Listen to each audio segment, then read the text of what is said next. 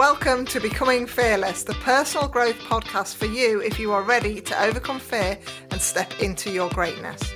Our purpose is to help you overcome your limits, have loads of fun along the way, unlocking your fullest potential in life, business, health and relationships every single day.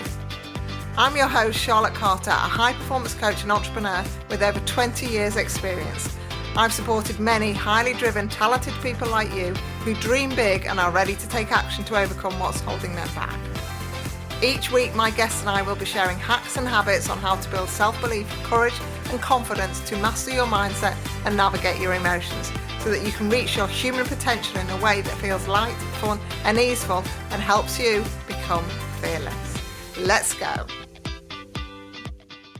Hello and welcome to this episode that is all about pausing your potential. Why are you pausing your potential? Or what are the signs that you would be able to identify to know whether you are pausing your potential?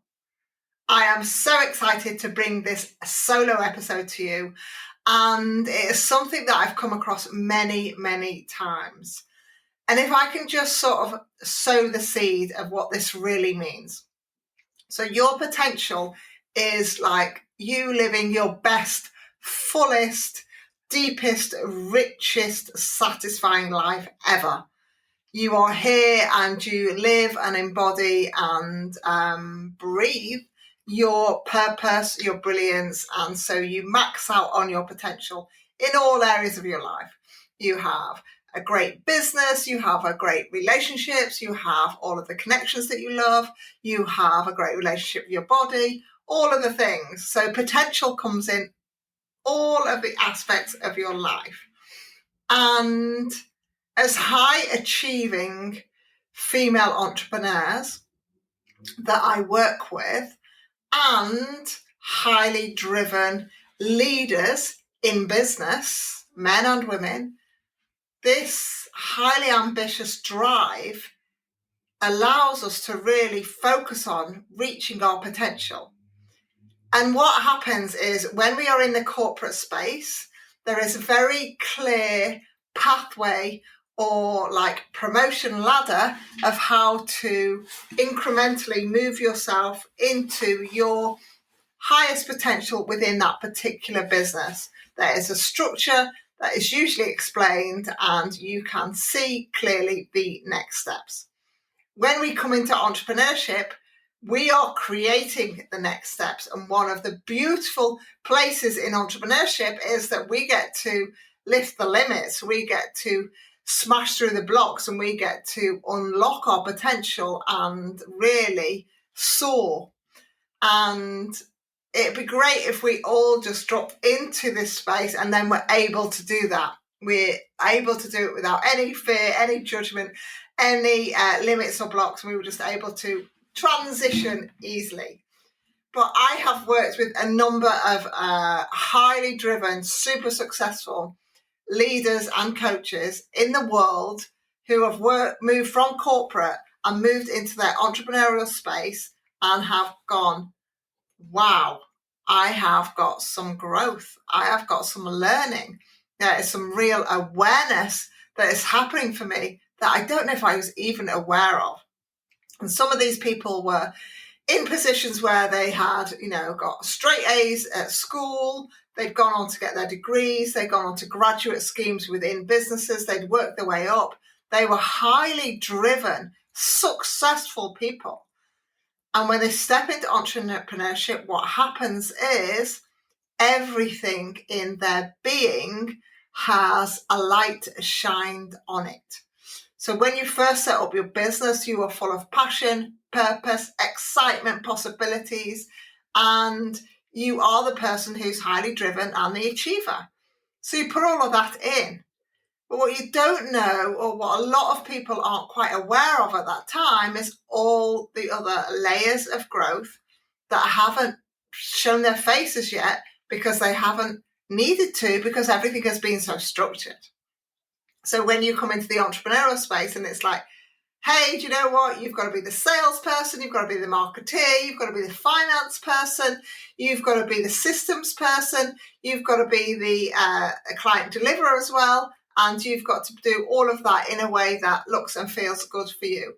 And it's quite a journey. It's quite a journey. You will hear when I speak with my guests about becoming fearless, a lot of their journeys have been around these kind of aha moments in their life where they realised that they were not in their zone of genius, they were not aligned, they were not in there anyway in their maxing out their potential, and then they came into the entrepreneurial space, and then there were so many other lessons to learn, but they felt much more aligned, much more in the space of possibilities and unlocking more and more of their potential and their expansion.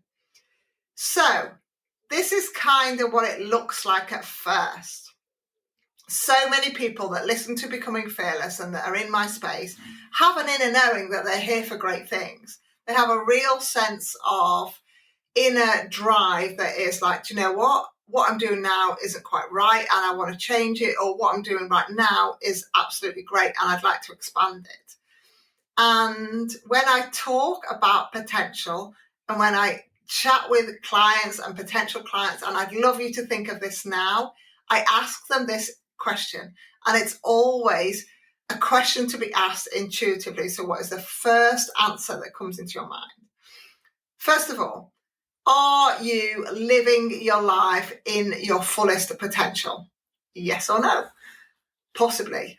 I mean, I'll accept possibly, but I think it's yes or no, really. Are you living your life in your fullest potential? I would love to know. I would say no, not yet. That would be my answer for certain. I'd say I'm on the way, I'm becoming to. The next question that I would love you to think about is, how much are you living in your potential now? What is your intuitive percentage of your life that you are maxing out and absolutely nailing it?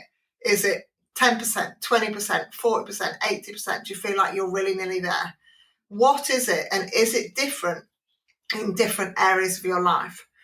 I talk about this because I'm working with a real fabulous client at the moment in one of my programs, and she came into my world and she was showing the world herself about 10% of the time. So her identity, which is part of your potential, was hidden. 90% of who she is was hidden. As we have worked together, that has upped for her between 40 and 60%. That's what it's up to at the moment, 40 to 60% from 10%, which is a massive, massive identity shift. She is feeling more herself. She's remembering who she is. She is feeling brave enough to show that version of herself to the world. She's got way more energy because she's not hiding, she's not masking, she's just being true to who she is. So the potential of all the other aspects of her life are really going to build and increase because of that one area that she is focused on.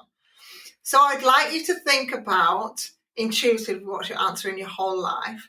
And then think about the areas in your life where you feel like you are absolutely maxing it out. And then the areas where you feel like, do you know what? I've got way more work to do. I really have got a lot more work to do in that area. And so as you listen to this podcast about pausing your potential, understand that growth isn't linear.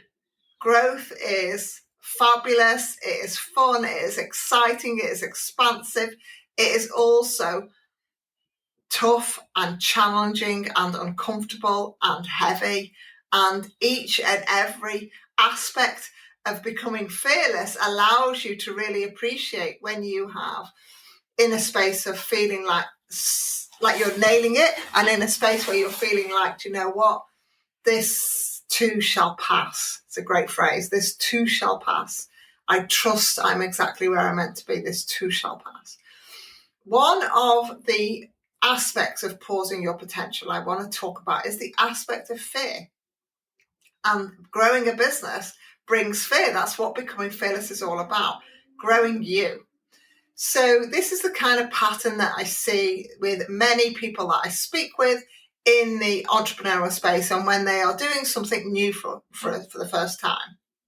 So For example, I have had clients who are starting to get themselves fitter. They're starting to, go from 0 to 5K running, or they're starting to earn more money and they're starting to receive bigger money into their bank, or they are networking and they haven't done that before. So there's some part of behavior change and they're starting to notice the difference. They're starting to notice the positive impact. They're starting to notice how they feel about it. Things are happening in a great way for them. And so what happens is, with that change, the mind likes to throw in a curved ball. It likes to throw in that wonderful topic of self-sabotage. It likes to throw in that area of, how can I pause this because it's actually going really well. This is a really typical pattern I see. So, for example, I have worked with people who are working all of the hours under the sun, and they've come to me and they've said, I'd like to stop working so hard. This is like, not what I set the business up. I'm absolutely exhausted. I'm working 24/7 and I need to be able to take my foot off the gas and trust myself. So once they start doing that, they take their foot off the gas and they start to feel good about the afternoons that they have, chilling and in stillness, and go for a walk or having a spa time with friends or just creating more space. They start to realize actually that their mindset and their beliefs start to come in and challenge them. So the mind will always come in and challenge you. The mindset comes in and challenges and thinks, what are you doing? Why are you having a break? You're the person that works hard. Your business is going to stop. You're going to fail. And it comes in with all sorts of scenarios like that. Just beliefs that really, remember, they're not always true, but they come in as a pattern because the mind has noticed something different. You feel different. Everything's changed, and it's trying to work out if it's got to keep you safe and it's got to keep you happy. So then what happens? You start listening to those beliefs, and then you're like, oh, if I stop, it will all stop. Oh my goodness, no, I've got to carry on, because if I stop it, it's all going to stop. And if you stay in that space of stopping, then your self-sabotage patterns come in because you're listening to that belief, but you're trying to stop. So there's this push-pull energy, and actually it doesn't get you anywhere. It just gets you more and more stuck. It gets you more and more frustrated. So then what you choose, instead of leaning into that frustration or leaning into that fear or leaning into that growth, what you choose is, I'll just go back to my own old ways because I didn't think it was going to happen and I knew I shouldn't have paused that. I should have carried on because what was working before was working. And this pattern gets repeated in various cycles of our life, of our business, of our health, of our relationships.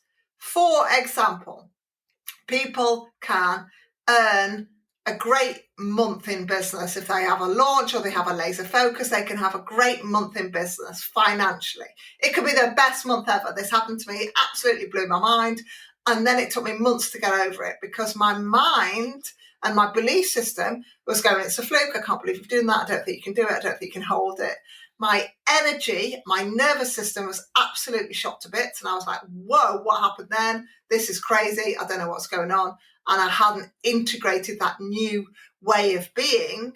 And then my fear kicked in. Who are you? Judgment kicked in, comparisonitis kicked in, belonging piece kicked in. And so I shrunk. So I paused my potential. I shrunk. I played small. I stopped. I hid. I freaked out, if I'm really honest. And so I see this pattern. I've been through it myself, and I see it in the people that I work with and in the spaces that I hang out in. And I really want you to think about whether you notice in your life, if you can stop for a minute right now and just tune in, is there been areas in your life, whether it's your relationship with money, your relationship with love, your relationship with the business, your relationship with your family and friends, whether it's any of those areas that you can see patterns where you have done a great job, or you have got closer to your potential, or you're starting to feel really, really good. Everything feels like it's working. And then you kind of wait. You wait for it to fall apart, or you wait for it to get negative, or you stop doing what's working because you are fearful of actually who you need to be to sustain it. It's a very real pattern of the human condition. It's something that I really love exploring with people, because once you see it in yourself, if you are able to see it in yourself and it's a pattern for you, once you see it in one area, you're like, oh, okay, I see it in them all now. I see it in everything else now. I can understand that pattern. One of the areas that I see it most for in people is this whole concept of the all or nothing mindset. Let me know if this resonates. So the all or nothing mindset is when you're either all in, I'm totally that person that's totally all in, I'm going to give it absolutely everything, or I'm just not going to bother. I'm not going to bother. I'm not even going to try.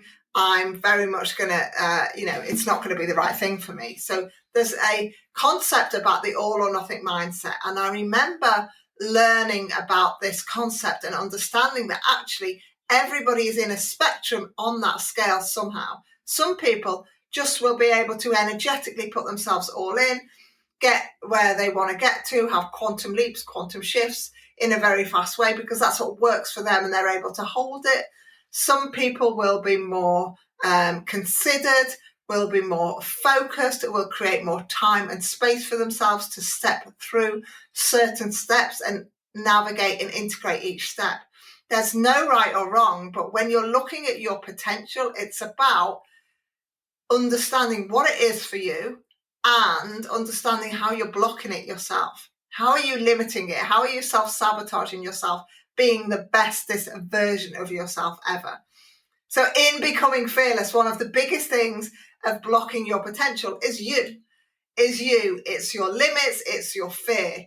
One of the fears that I work with people a lot on is your fear of your greatness, the fear of visibility. What if you were actually seen for who you really are? What comes up for you then if I'm like, hey, do you know what? I have got this really great answer for you where you can live out 100% of your potential in all areas of your life and you can absolutely be nailing it and full of love, happiness, and feel really great. What comes up for you if I say that's totally available? It's totally available for you in any way, shape, or form. And it's you to unlock it within you.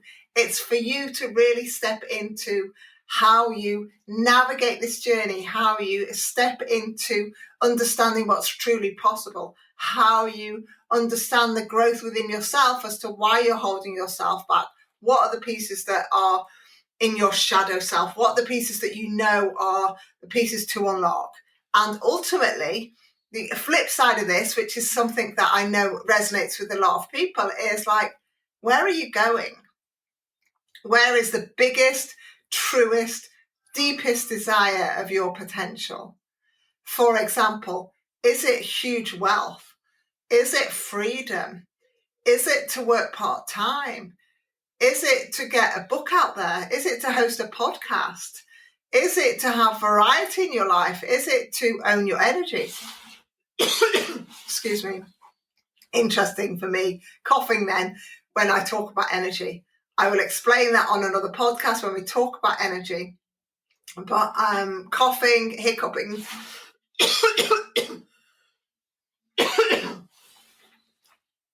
burping, anything like that is a shift of energy.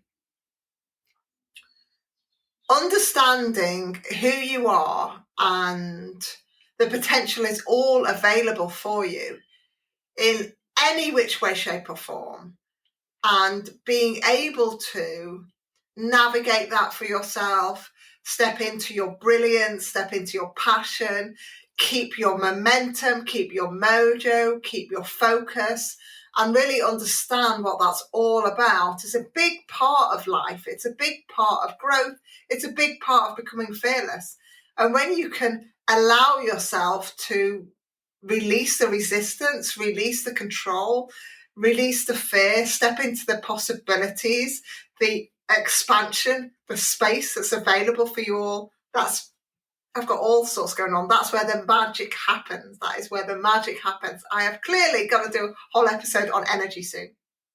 I am excited to hear about your experiences with your potentiality. I remember a fabulous client in my activated program, and she said to me, I would hate it if I got to the end of my life and I hadn't realised or reached my potential. I would absolutely hate it. I would be mortified. I remember that conversation with her. And I was thinking, well, are you on track for that? Can't you think about what your potential is, and can't you reverse engineer your life so that you are every single day living and breathing some of that, so that when you do get to that end of your life and you're like, hey, do you know what? I feel like I had a great life. I feel like I really lived in a fulfilling way and lived in my purpose and had lots of fun and happiness and joy.